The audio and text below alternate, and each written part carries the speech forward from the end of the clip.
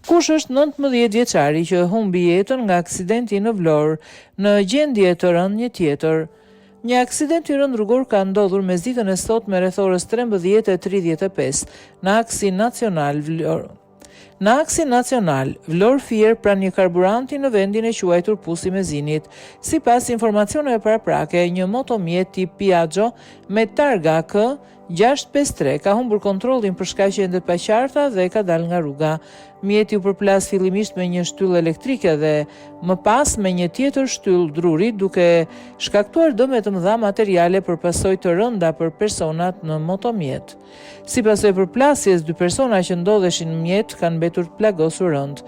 Të lënduarit janë transportuar me urgjencë drejt Spitalit Rajonal të Vlorës për ndihmë mjekësore.